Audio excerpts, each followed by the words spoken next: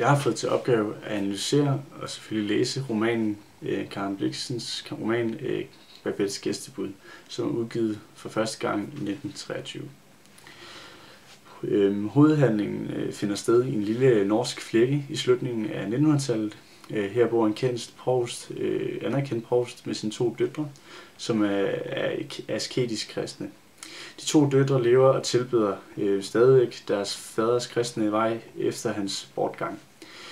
En dag kommer så den her franske kvinde, som hedder Babette, til deres ydmyge provstegård.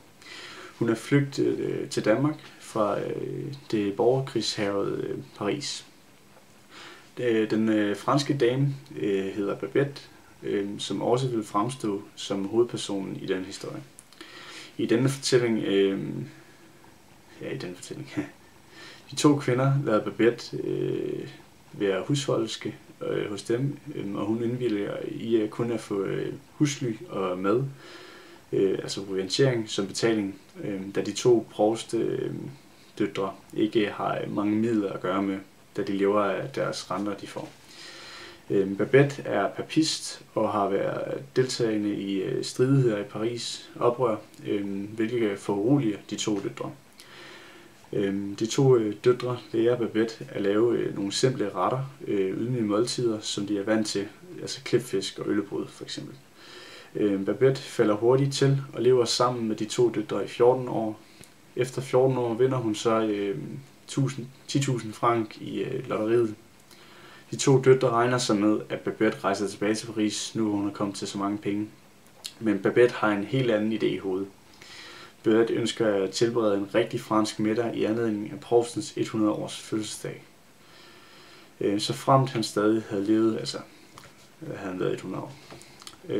Hun vil så betale for det. De 2 søstre medvilliger sig til at give lov til Babette at stå for middagen, for først og fremmest at lave en rigtig fransk middag, og selv betale for det, fordi hun kommer frem til et argument om, at hun aldrig nogensinde har bedt dem om noget så helst i de 14 år, hun har været der.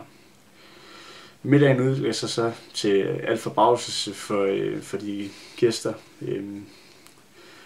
som kommer til den her 100-års fødselsdag for provsten. Og det bliver en middag, som de sent glemmer, for Babette viser sig nemlig at være en gourmetkok, tidligere gourmetkok i Paris, på en af Paris' fineste restauranter, før hun flygtede derfra. Og hun bruger i hemmelighed hele sin formue fra lotteriet på den middag til de norske landsbyboere, som ikke aner, hvad det er, de sidder og spiser og drikker faktisk, og hvor fint det egentlig er. Men som de så sidder og spiser og drikker mere og mere af den her fantastiske middag, så sænker der sig en forunderlig stemning over dem.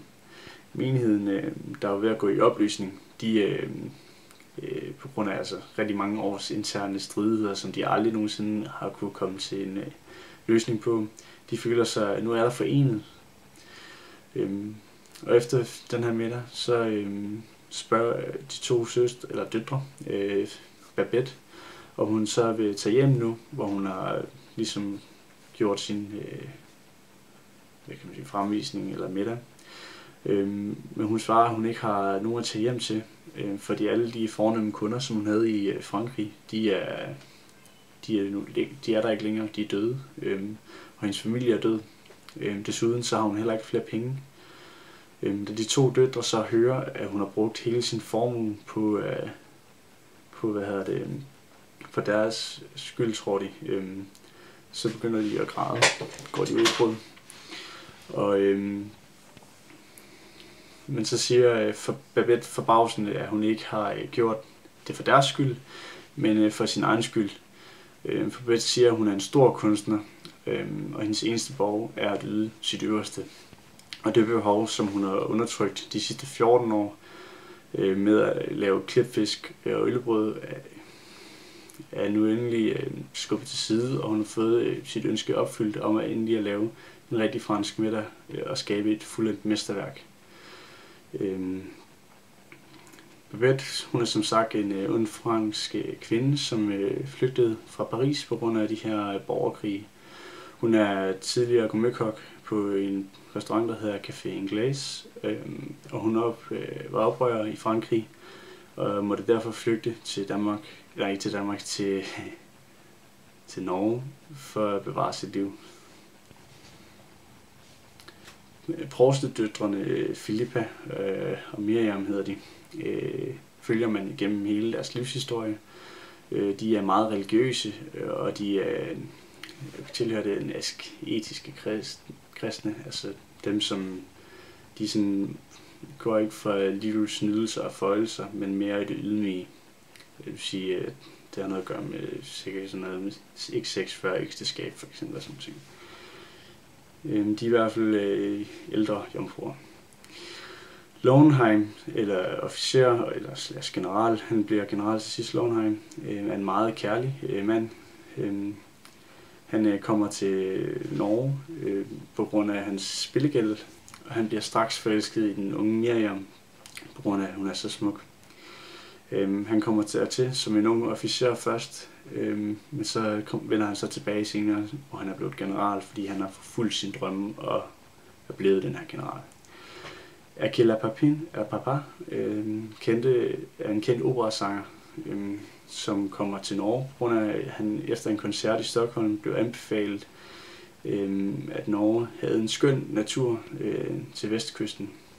Og da han så ankommer til den her norske flæk, så forelsker han sig straks i den unge Filippa, den anden provstedøtter datter, fordi hun havde den her smukke stemme. Provsten, han var en anerkendt provst, asketisk kristen, og var elsket af folket i den her by. Jeg mener, at man kan dele den her roman op i 3 dele. Man har ligesom den her fortid, som er starten omkring provsten, og hvordan det var i den her by, hvordan det hele forløb sig. Så har du en slags nutid, kan man sige, det er midterdelen, hvor det er ligesom det her omkring før middagen, hvor Babette hun bliver oplært og lærer af at lave de her enkle retter og sådan. Og så har du en fremtid, som er eftermiddagen, og man kan sige også længere frem endnu. Det er den slutningen, og den sådan åbne slutning, kan man sige, hvor man går ind og hører om, hvordan de begynder at snakke omkring det hinsidige, at Babette hun vil komme til at fryde englene med hendes kunst inden for mad. Så mener jeg, at man kan drage nogle paralleller mellem Babette og Karen Blixen som forfatter. De var begge 2 kunstnere, og de ville gøre sit ypperste. De havde begge 2 en passion for det, de lavede, men det kunne i romanen kunne søstrene ikke se det, og i virkeligheden der kunne omverdenen ikke forstå Karen Blixen, at hun var forfatter. For dengang der var det jo ikke, det var det kun mænd, der kunne skrive. Hun skrev derfor under et dæknavn, et engelsk dæknavn. Babette og Blixen har til fælles, at de ikke blev værdsat på det tidspunkt af deres publikum, men de producerede alligevel deres værker. Babette forlader Frankrig, ligesom Blixen forlader Afrika, hvor de begge 2 havde stor succes, og de begge 2 følte sig som kunstnere, men det var umuligt for dem at vende tilbage til det, som de havde. Temaet, det er, at man skal realisere sin valg. Det